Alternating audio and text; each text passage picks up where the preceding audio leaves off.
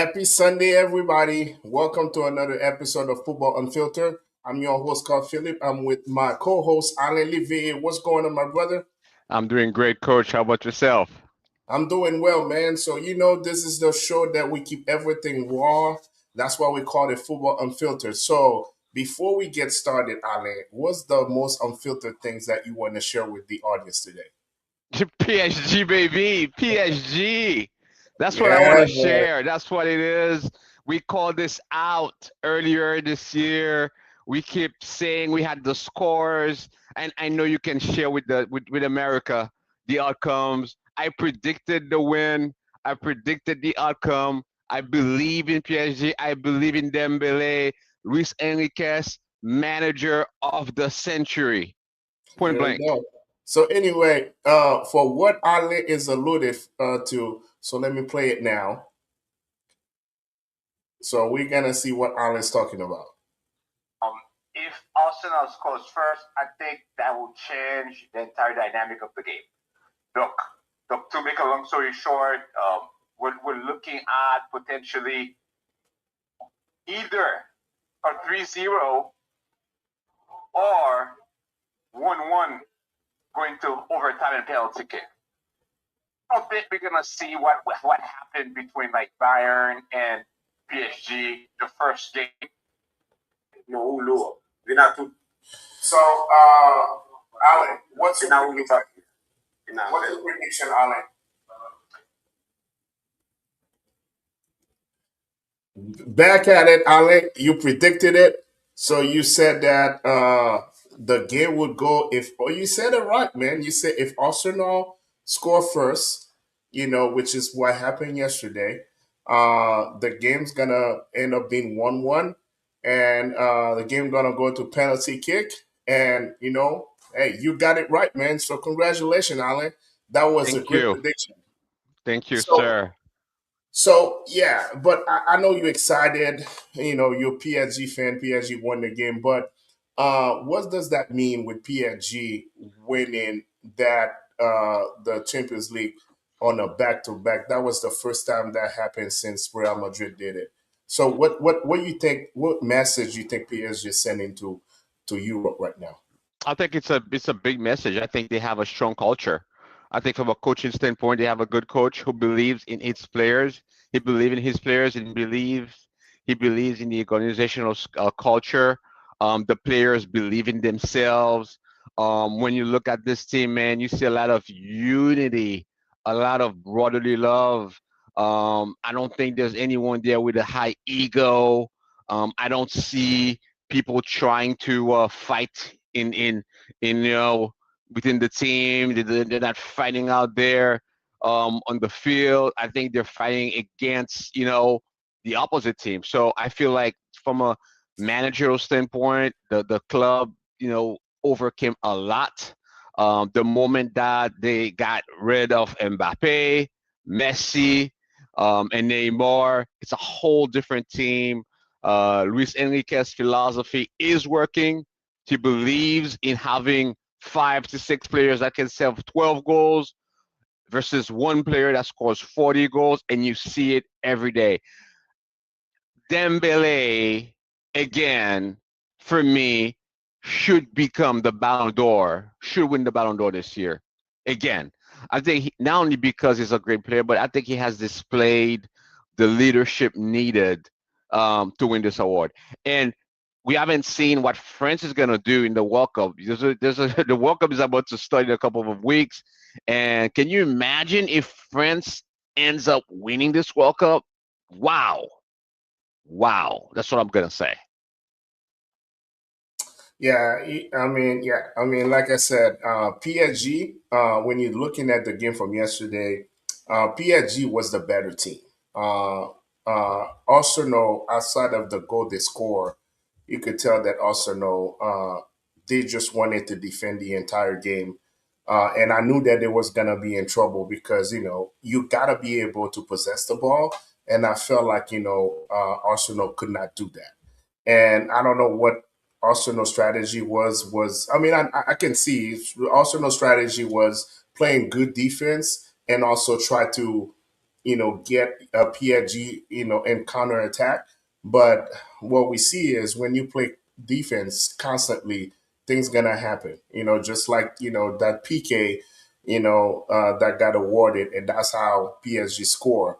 Because when you're a constant pressure every single time, something gonna give. So, but it was interesting to see that how both managers, when at some point that there's a potential for the game to go to penalty kick, and both managers actually took down the best players, like the most offensive players, and and be like, man, you got Vitinha was out, Marquinhos was out.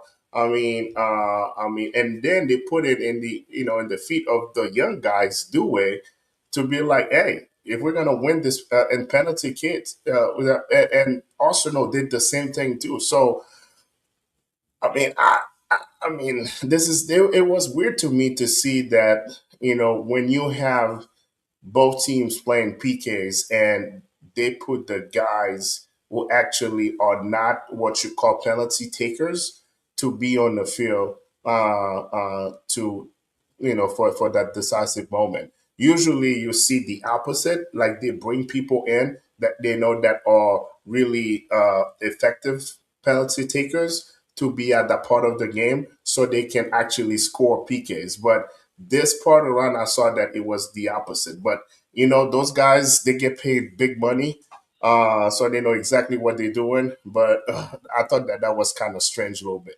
So Alan, let's go back to the game yesterday. When did you see that? What moment that you really said that okay, PSG gonna end up winning the game? What was that moment for you?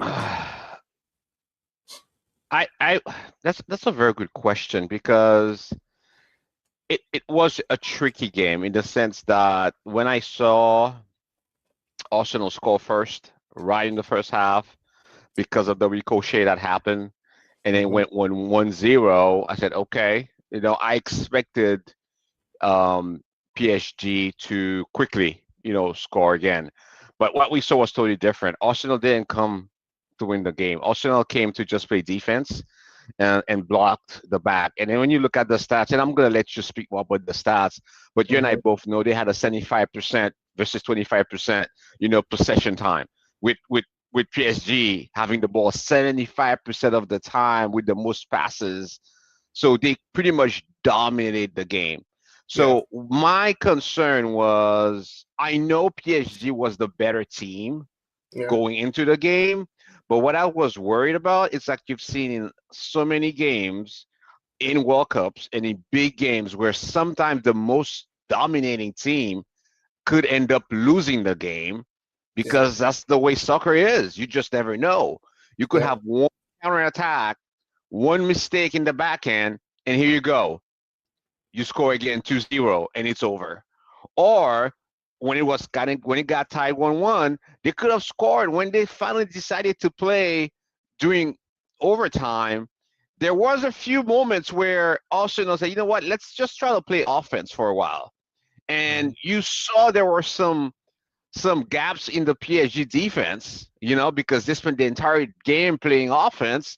And again, I felt like if Arsenal really came with a different mentality. And I felt like if the coach prepared them differently, said, you know what, we're gonna go in and play like Chelsea played last year in the mhm, Club Championship World Cup, they could have had a better chance to beat PSG actually. But mhm. because I feel like the coach didn't do a good job prepping the team, I think the mentality, the way the game strategy was poor. And the moment that I saw that, I said, you know what? If they go to PK, there could be a chance that PSG might win it. Right. So I think that when you think about it, right, it was the best offensive team against the best defensive teams, right? So Arsenal went into that game and said, "All right, we got the best defensive team in the whole tournament, so we're gonna rely on a defensive on a or and our defenses to make sure that we weather the storm and then we try to buy them on counter attack." which I think that was the game plan, right?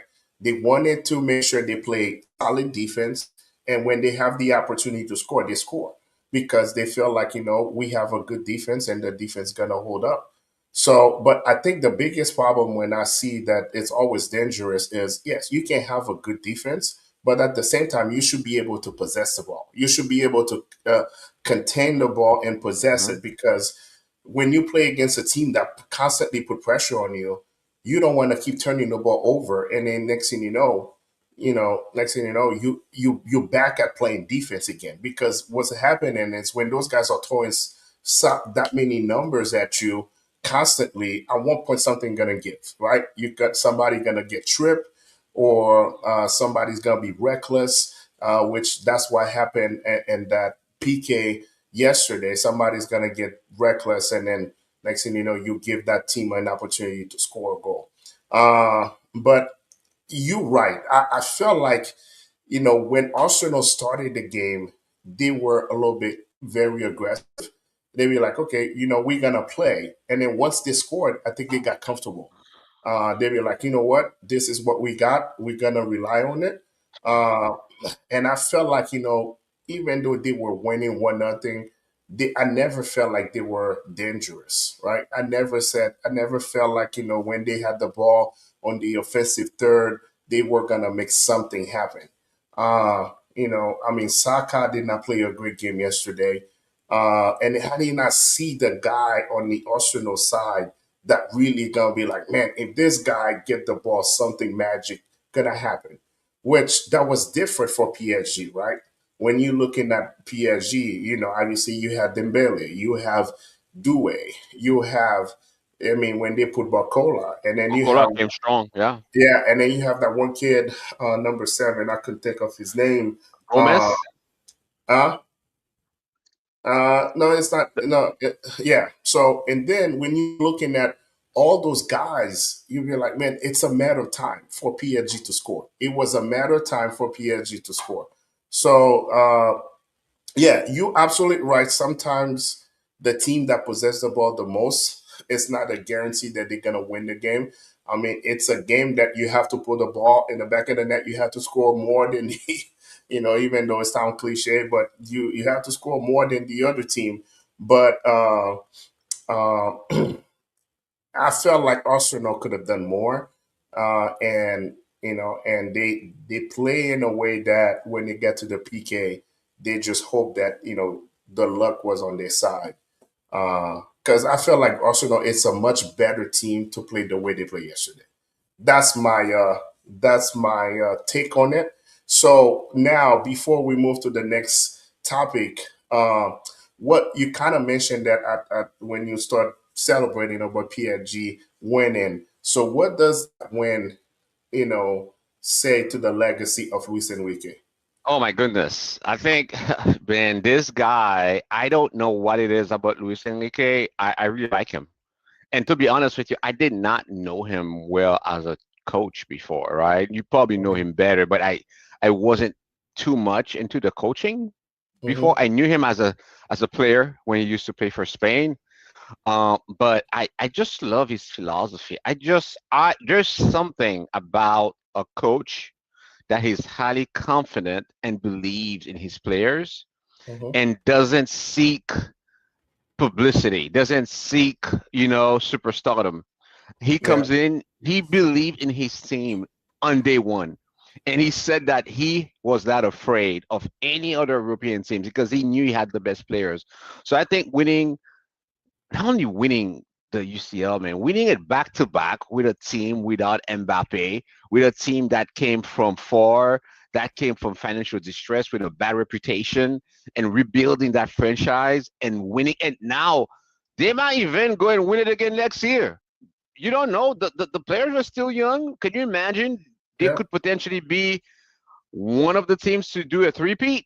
That would be like, I think Cristiano Ronaldo did it with Real Madrid. Uh, Hmm. but he could be a second team to do it again because you know why? Because the players believe in him. The organization believes in him, and France, the people of Paris, they believe in Luis Enrique, Hmm. and he is defiant. He's fearless, and honestly, he's solid. I think he has positioned himself to potentially become the next coach of Spain. You don't know. Well, He was the coach. He coached Spain. okay. He coached Spain, but yeah, he can go back and he can always go back and be the next coach. But you're right. It's funny. It's funny that you mentioned that. Because a lot of times, when you're looking at Luis Enrique, the first time he won the Champions League with Barcelona, it was a team with Messi, Neymar, and Hmm. Suarez, right? I mean, we talk about it was one of the best team. We have the MSN was at the peak at the time, so so a lot of times, the MSN got all the publicity, right? They got all Right. the coverage, so everybody say, yeah, anybody could have won with a team like that, correct? Hmm. And then when he left Barcelona, he ended up, he did not have a lot of success, when he left Barcelona, so even with Spain, he didn't have a success with Spain, and also he also coached other team. They have success. So when he went to PSG, nobody said what's going on, because he was the second fiddle of Pep Guardiola, right? Because Pep Hmm. was the one that everywhere he went, he won, right? So he's always like the second guy, right? And and and then on top of it, when he came to PSG, he made one of the biggest decision: let Neymar go, right? He let Neymar go, right? So that was the first thing. You'd be like, man, what's going on here, right? And then the second one, it's let Mbappe go, right? So you'd be like, what is going on here? So for him to kind of turn this club around in such small amount of time, because it usually takes time, and to be able to instill that trust in those players and tell those players, hey, you know what? If we're gonna do it, we're gonna have to do it this way, and then this way is the way it's gonna give us the best result. And the players bought into his philosophy. Now we're talking about Luis Enrique as one of the best coaches in the world, or if not Yeah. one of the best coaches ever coached the game. So you're right. He's the second coach to be able to win the Champions League, back to back. And you think about the last couple tournaments that he coached. I mean, even the FIFA World Cup, even though they lost, but they made it all the way to the championship game. So they always contending. They always there to be the best team. And you're right. They have a strong chance. They have a strong chance to go back and do the three-peat next year. So they have. I think it's gonna be a little hard because a lot of teams gonna position themselves in a different way to compete. And I don't know. I don't know if they're gonna be able to, we got a World Cup year coming up. This is the World Cup year. You don't know who's gonna blow up, and you don't know who's gonna see that. Hey, let me go to Real Madrid, or let me go to Barcelona of the world, so I can see it as a challenge. So we'll see how he's gonna be able to keep that core team together. But you're right. He had the recipe. He had the right mindset, and the players bought into his philosophy. So I don't see. I mean, you're right. They could be the team that Y- after Real Madrid go for the three-peat.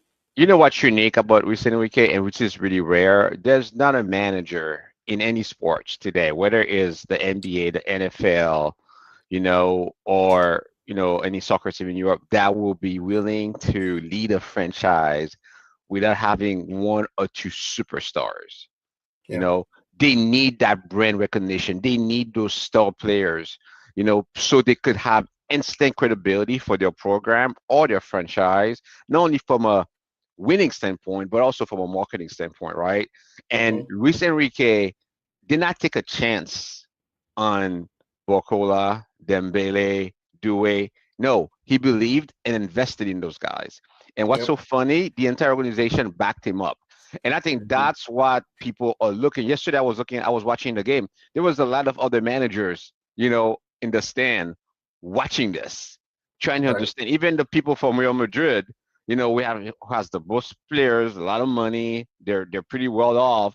They were trying to figure out what is this guy doing? What did we do wrong?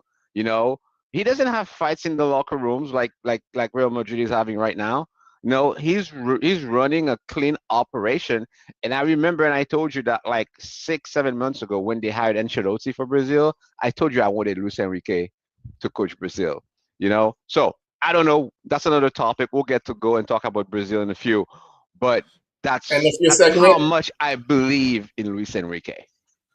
no, I mean you gotta give him his credit. You gotta give him his flowers, and and he deserve it. He deserve his credit. But he has a talented team, so that's one thing I want everybody to understand too. It's not like Luis Enrique just all of a sudden.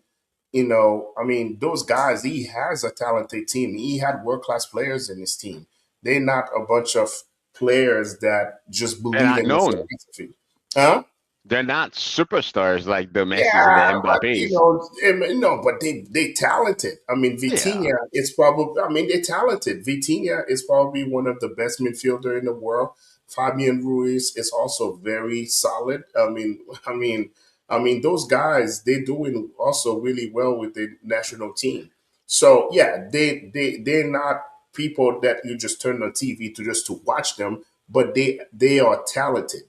He has a talented team because you know you need talent to win. You can't win the Correct. Champions League if you don't have talent. But you need talent to win. But and I think what you're saying is right. They bought in his philosophy, and then they playing the best. They're playing their best. I mean, both guys, Fabian Ruiz and Vitinha, they both play with Messi, Neymar, and Mbappe, and they were not that type of player. So Marquinhos maybe, too was yeah, there. He's still Marquinhos, there. yeah, but Marquinhos was solid. Hmm. Marquinhos was solid before Luis Enrique. He was always a solid player, very solid. Nuno Mendes, that's another Hmm. that's another player that is very very strong. I think one thing I really like about uh, Luis Enrique, which that's what you see Enzo Flick is doing with Barcelona, is the injection of the youth in the team.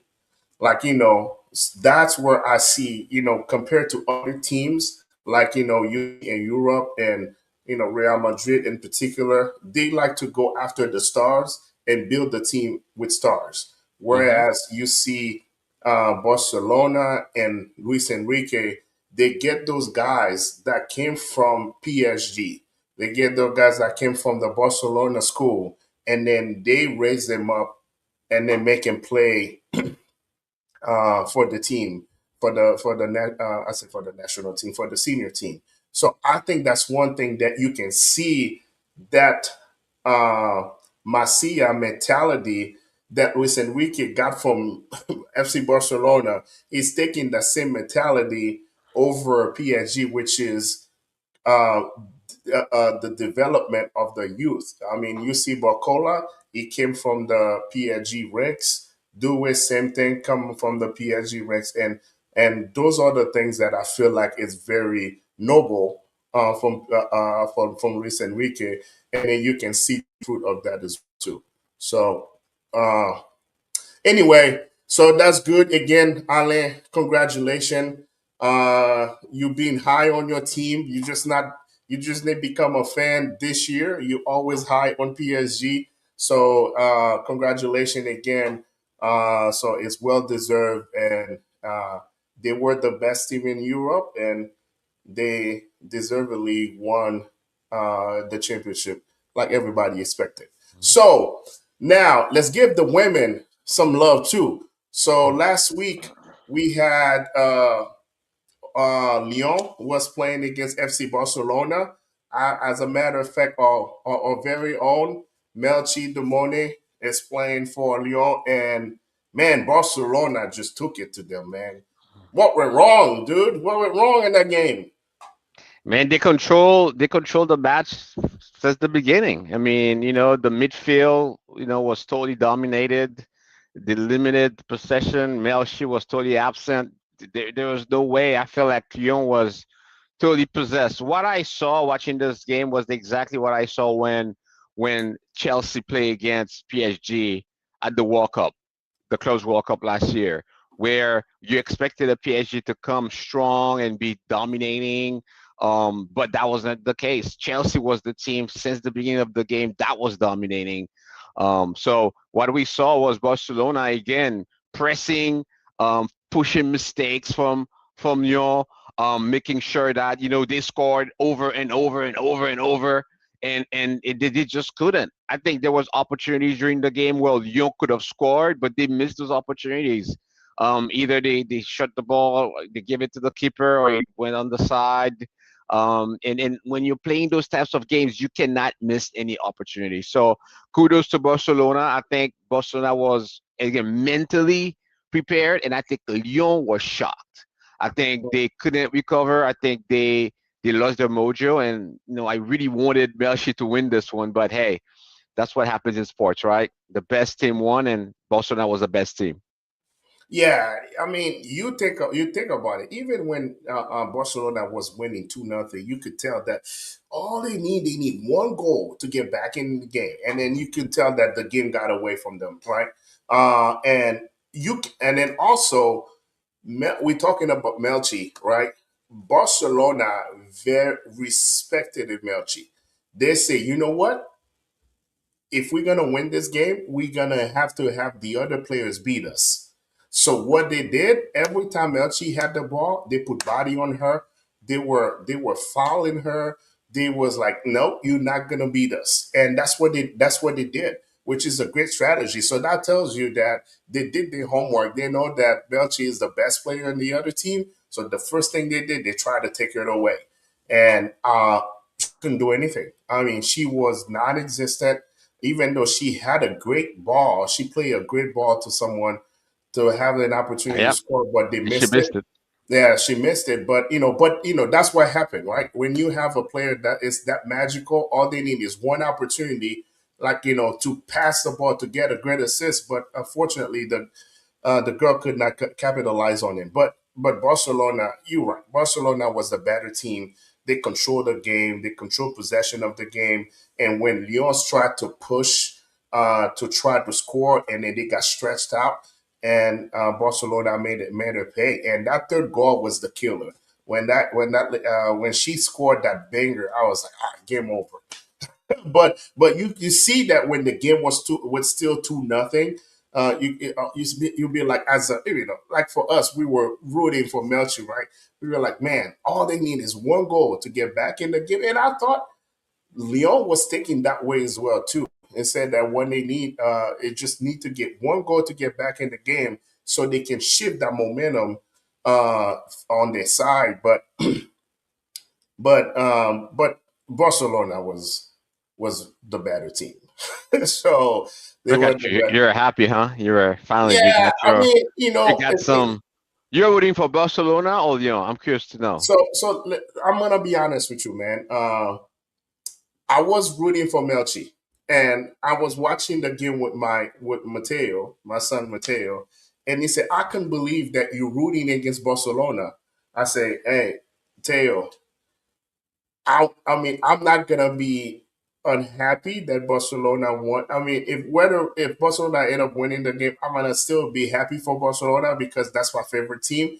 But today, I'm rooting for Melchi, right? I want Melchi to win, and it's the same thing, all right. Everybody know I'm a big Argentina fan, but if Argentina is playing Haiti, I'm gonna root for Haiti, right? So that's once in a lifetime. So for that one time, I wanted to make sure that I'm on the Haiti side if they play in Argentina. But it's the same thing I felt. And then he couldn't understand it. He said, "Dad, I don't understand. I don't understand why you're rooting against Barcelona." I said, "That's the only way I could root for Barcelona. Because I could root against Barcelona because Aunt Melchi, she's from Haiti, and I want her to win. So that's why."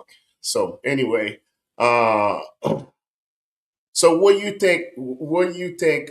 You still think that Melchi has a shot at winning the Ballon d'Or for the women Ballon d'Or, or you think that Champions League game was the decider to give it No, no, I to think the she still FC has a Barcelona. chance. I think Dembele lost the Club World Cup in the final and still won the Ballon d'Or last year. And I knew there were a lot of critics that were claiming, well, if he needs to win, if he Ah, wants to win the Ballon d'Or, they have to the, win the the, World Cup. the And he didn't FIFA win World it, so the FIFA World Club was not have hey, any weight. Nah, man. ah, come on, man. Well, No, you know what? the FIFA World Club had no weight You had all on those the stars Ballon d'Or. playing. No, you Yeah, have to wait. No, it's come on. You can use it to make a case to build. It reinforces the case. If PSG had won this final, the FIFA World Cup, it would have boosted him, and make a stronger case for him to win the Ballon d'Or. who? Yes, you could be right, coach, but there's nothing wrong when you win. A win is a win. I'd Right, rather but win a tournament than lose it. yeah, but I don't think the FIFA World Club had any weight whether or not Dembele would have won the FIFA Ballon d'Or. I think they're looking at the. I mean, first of all, the FIFA World Club was one. It was there, but it was like one tournament they put in. So I don't think he had any weight on it. So if Melchi would have lost to another team, like let's say if it was Lyon against Chelsea and Matt Melchi was the best player, even though Chelsea was a better team. But the thing is, Barcelona had a player. She's unbelievable. So I think that can be the decider of that, but we'll see. Obviously, I want Melchi to win the Ballon d'Or, so that's what I'm rooting for. But we'll see what happens. So uh, anyway, congratulations to FC Barcelona for winning the Women's Champions League. Like I said, I'm sorry I did not root for you guys, even though I'm a big Barcelona fan. But I'm sorry you were playing against Melchi. But again, congratulations.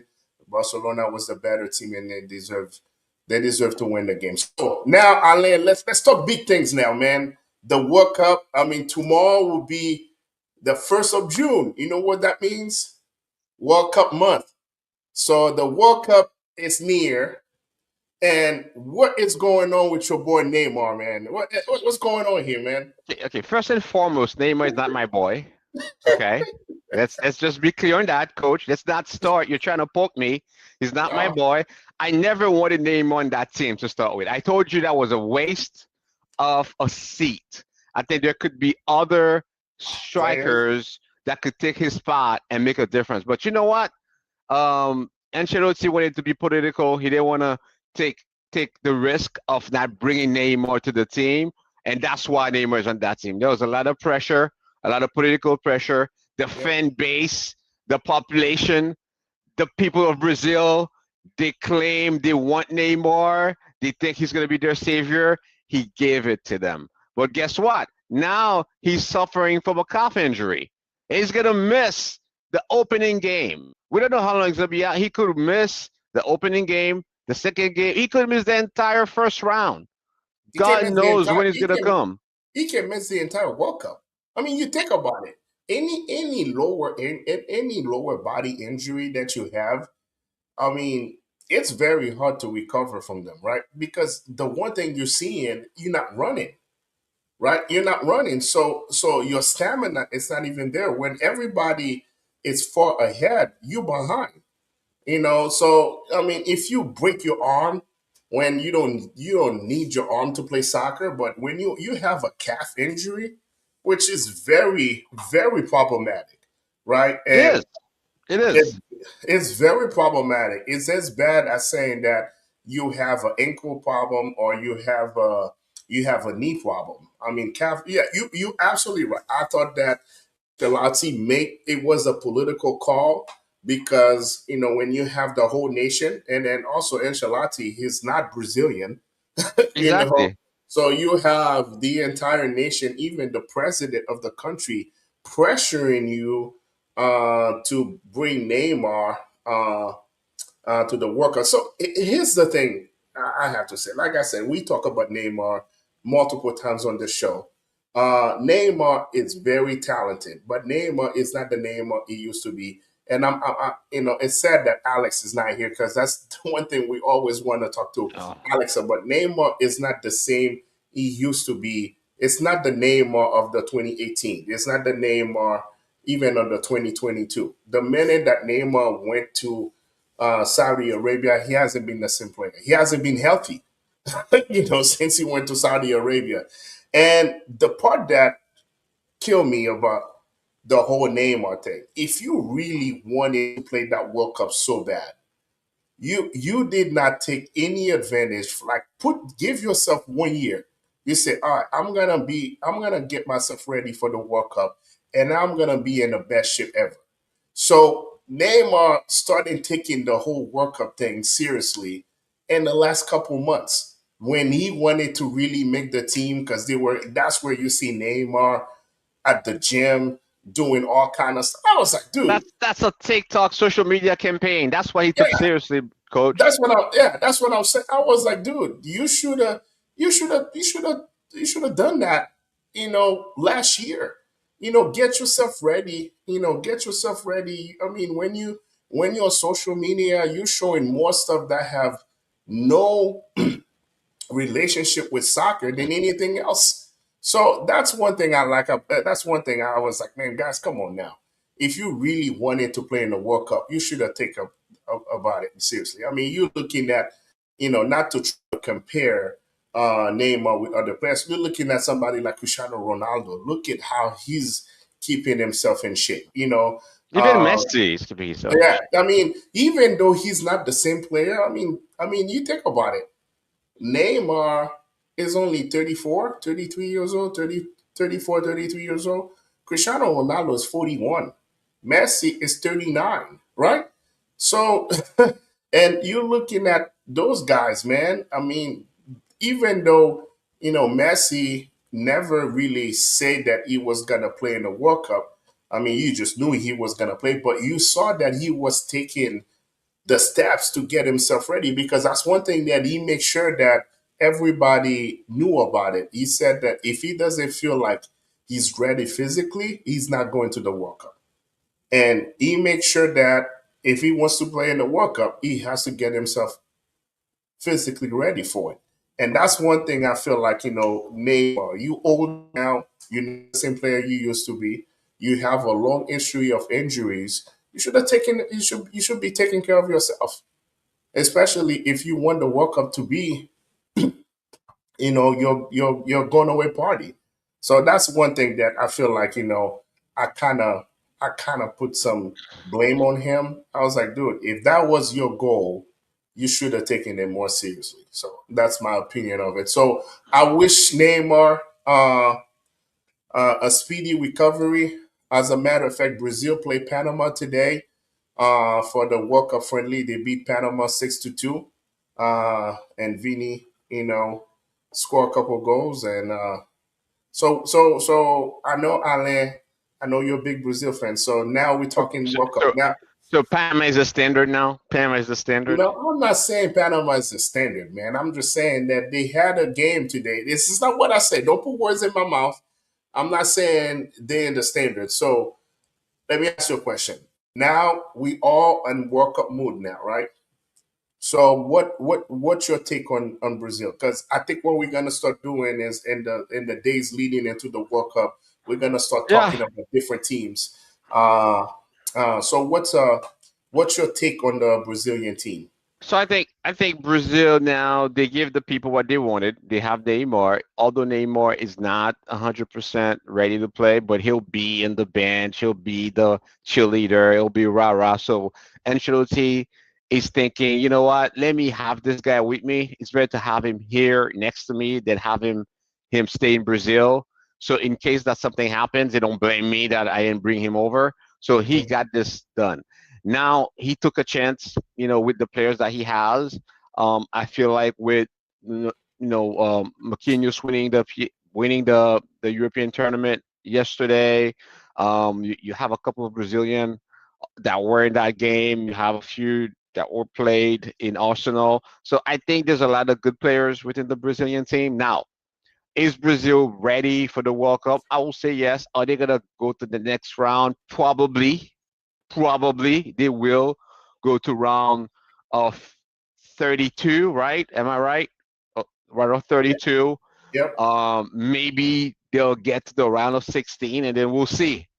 And then we'll see. But I expect Brazil to navigate through the first round. They will be challenged. I think Haiti will be a challenge. Yes, I said it. I said it. But I don't think Brazil is going to be held back from its group. And that's it. Are they favorites to win the World Cup this year? Everything is possible. You just never know when it comes to Brazil, when it comes to Argentina, when it comes to those like powerhouses. You just never know because their players are talented. It's just a matter of having the right chemistry, the right attitude, clicking on the field, Yeah. and some luck. And here you go, you're in the finals and you win. So I think the biggest thing for Brazil right now is to get to the round of 32 and the round of 16. If Brazil can get to the round of 32, the round of 16, and reach the quarterfinals, I think all bets are on. Fair enough. How do you think, Coach? Uh, I think Brazil. I think Brazil got the team to. I mean, like you said, Brazil always gonna be a favorite in the World Cup. But I think one thing that Brazil used to have that myth. It's Brazil, right? They show up and everybody is scared of them and they don't know how to play. I think that myth is going away. I think people are not afraid of Brazil anymore, and I think because the way the game has evolved. Who would have thought? Who would have said that? Haiti is going to the World Cup, and then we have multiple players playing in the best leagues, right? We. I mean, who would have said that? So, and I think that's the thing. There's so many good players. There's so many players around the world are playing in the best league. So to that standpoint, there's no fear factor or intimidation factor. So, but Brazil is still Brazil, right? They are very talented. They have some of the best players in the world, and Vinny Jr.,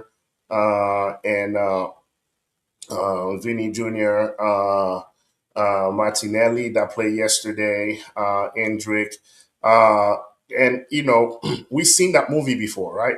Brazil wasn't strong in 2002, like went into the World Cup, and then they went into the World, and then they went into they actually won it, right?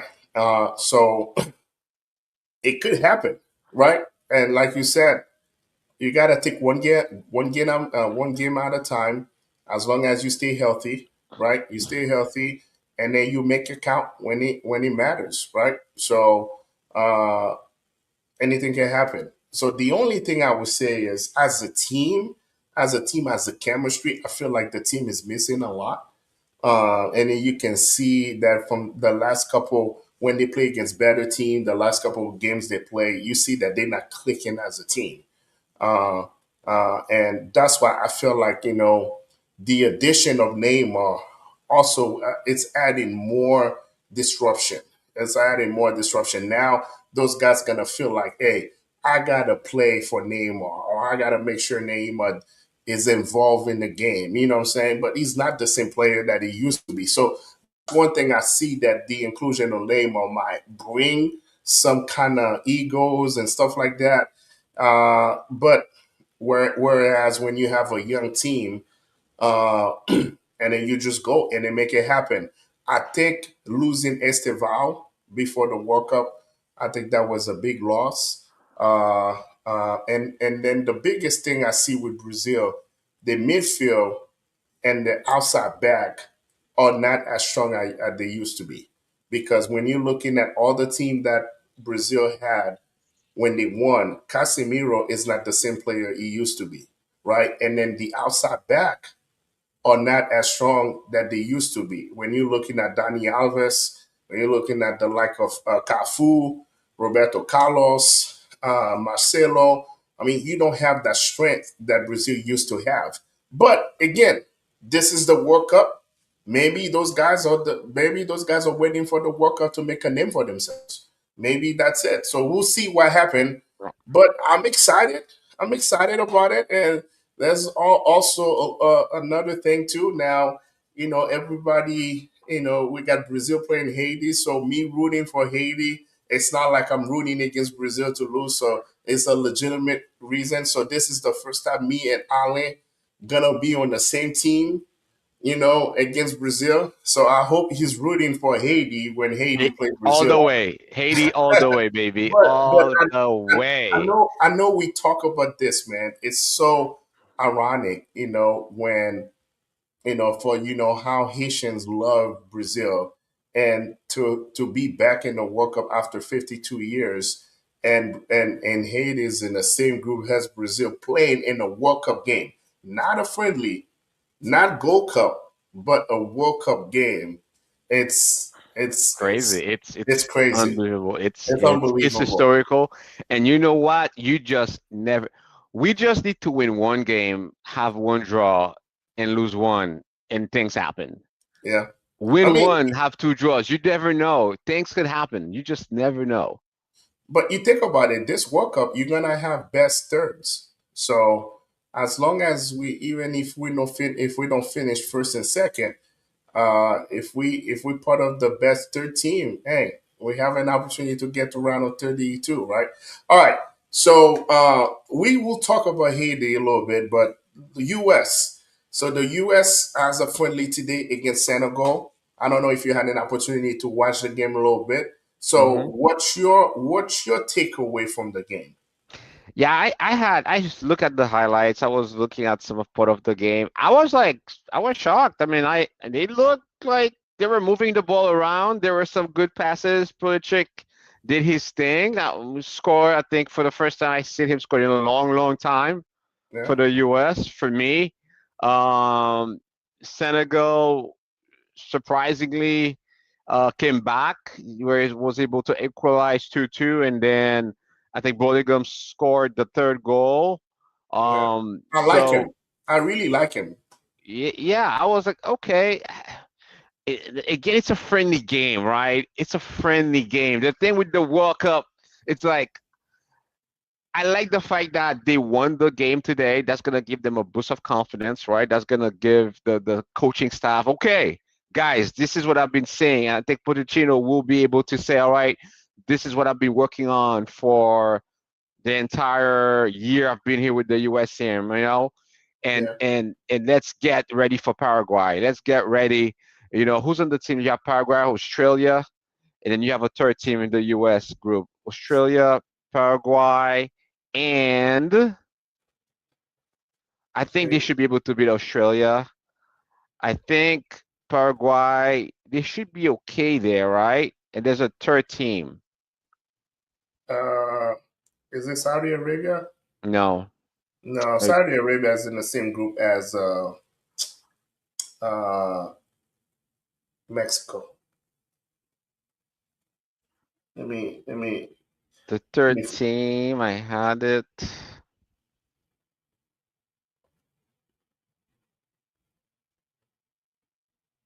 But we get it.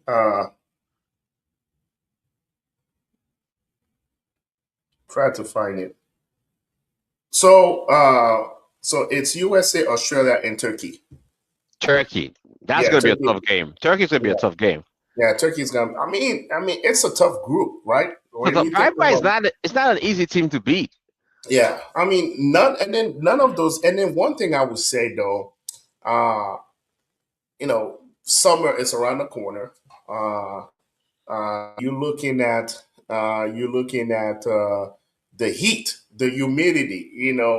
So I feel like the temperature favors the country that, like the U.S., for instance, the Brazil of the world, the countries in South America or Mexico that are so used to a lot of heat in the summertime. Hmm. So I'm very nervous about the European team because you saw it in the FIFA World Club. They struggle with the heat a lot. It's funny that today I was watching Friends. I saw a clip on Friends. getting ready for the World Cup, and those guys were just like gassing, man. They were like, oh, I mean, it was hot. Apparently, it's super hot in France, and they were like, man, and they were looking at preseason workout, and those guys were struggling. I mean, struggling big time. I was like, Oh, man, I was like, you guys haven't come to the U.S. yet. Oh man, and especially you're talking about New York, Boston, it's super hot. I mean, the humidity is super hot down there, and you got a couple games also in Miami, and you live in Florida. You know how summer is in Florida area. So yeah, it's crazy. But anyway, so one thing I took away from the game. Obviously, we can always break down the tactical aspect of the game, players and how they play, or really what Pochettino wants to do with the team, what kind of formation he wants to play. But the one thing I really like about what I saw today was the passion that those guys showed today, right? hmm. So those guys showed that, hey, you know what? This is big time. The World Cup is here, and we hosting the World Cup. So we need to play with that passion so we can connect with the fan base. And I was very surprised that even the game was packed.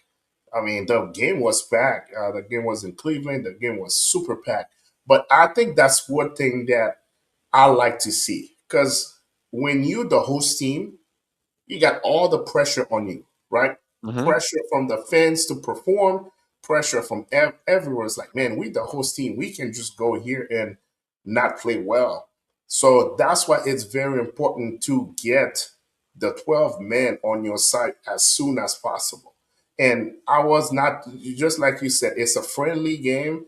You're not too much on the schematic or who won or who did not win the game, but they still won the game, which is a great boost of confidence. But the most important thing is how they playing, how they approaching the game. Even when they foul or somebody get fouled, how they just like interact with the ref. You can tell that, hey, those guys realize that in a couple of weeks, this is big business. We need to be ready for it. So that's one thing I got from the game that I was very pleased. Even when Pulisic scored the game, I mean, scored the goal, the way he celebrated, right? I mean, the way he celebrated, you could be like, oh my, I mean, like he was a big weight that he left off Because of. we questioned Pulisic's talent like, several times on our podcast. Yeah, I told him, what is it? Is he really the golden child? right. Why is he on the So I team? mean, yeah, and then I mean, the way he celebrated, it looks like he scored in the World Cup. Whereas you see the third goal, the guy was just like, okay, I score, okay, let's move on, and let's move on. But Pulisic was like, ooh, he was a big like, man, I just so I like to see that. I like to see that. So hopefully, one thing I see, those guys were moving really well. Hmm. So that's always a good thing. A team going into the World Cup. And one thing I'm hearing, I mean, and that's something we're going to talk a little bit. There's a lot of teams that carry a lot of injuries into the World Cup. Like Argentina, for instance, got a lot of injured players going into the World Cup. So Here and we go. Here no, we go. I'm just telling you. So not hearing from the U.S. camp, because Pulisic was the one that always hurt, right? Not Hmm. hearing from the U.S. camp, you have people nursing injuries. That's a good sign. I mean, we talk about Neymar hurt before the World Cup, so that's always a good sign when you have your team going into the World Cup healthy, right? And it's a longer World Cup this year because you have more games, right? So Hmm. you want people to be at the best shape to be. I mean, you got a lot of guys nursing injuries going into the World Cup. So, but the good thing is the excitement. The excitement is boiling, which is good. Uh, Finally, the finally. excitement is boiling, which is good. You could see The atmosphere was rocking today at the stadium. So I'm ready, man. I'm ready. I'm ready. Haiti's playing on Tuesday in Miami for a preparation game. So now you start feeling now that the Champions League is behind us. The leagues, the big leagues in Europe are behind us. Now there's only one focus now is the World Cup. So hey, this is our time. We look forward, we look forward to that time of the year, and we look forward to the World Cup. I can see that, I was a little bit nervous when I was watching the U.S. game. I was afraid that the stadium would be empty, but the stadium was full. So I'm excited, man. I'm excited, and the price are coming down a little bit. Yeah, that's good. So hopefully, the true soccer fans can go and enjoy the celebration.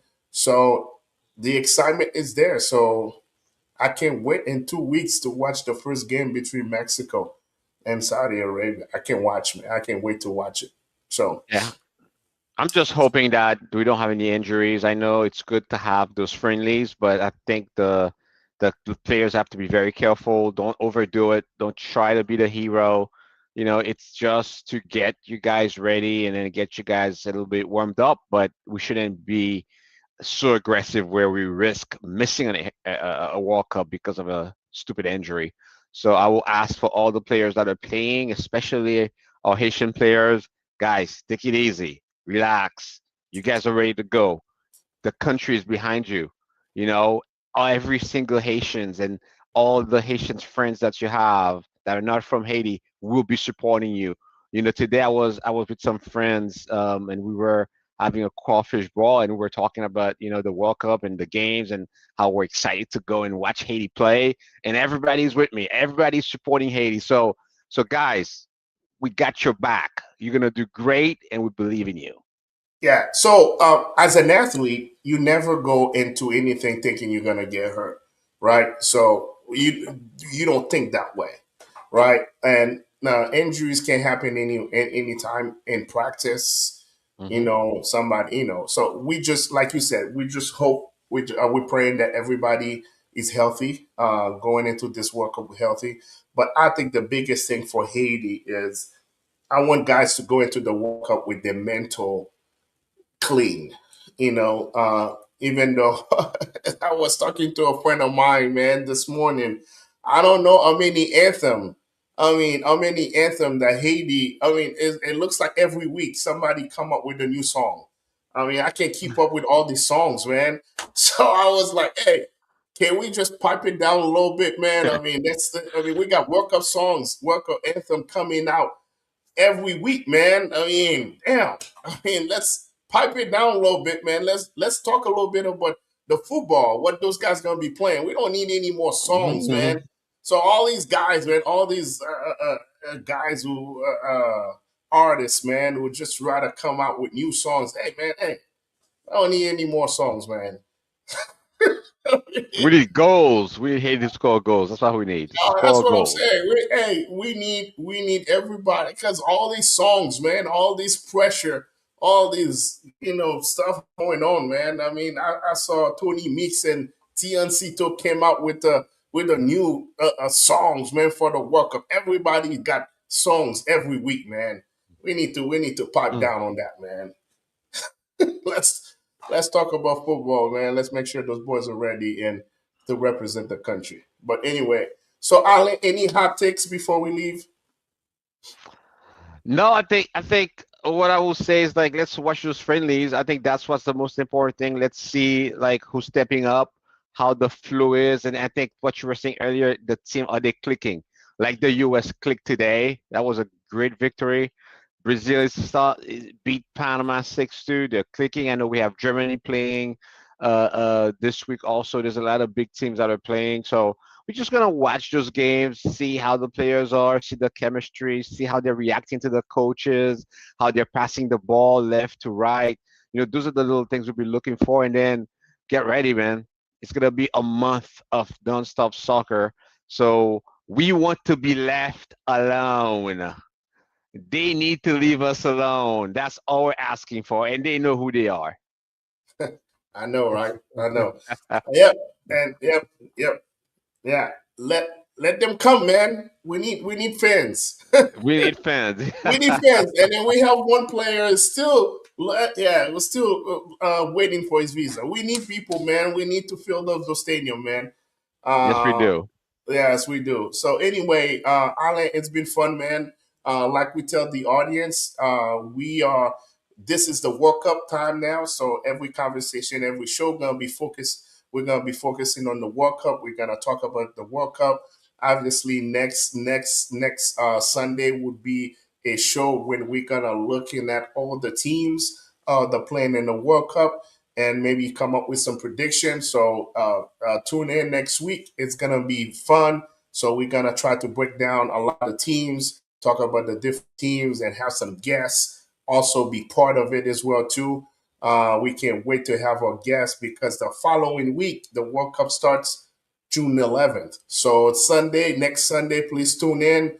It's gonna be a World Cup edition. We're gonna be playing for the World. We're gonna be talking about the World Cup. And also, if you have any comment, please comment on our Instagram page, Football Unfiltered.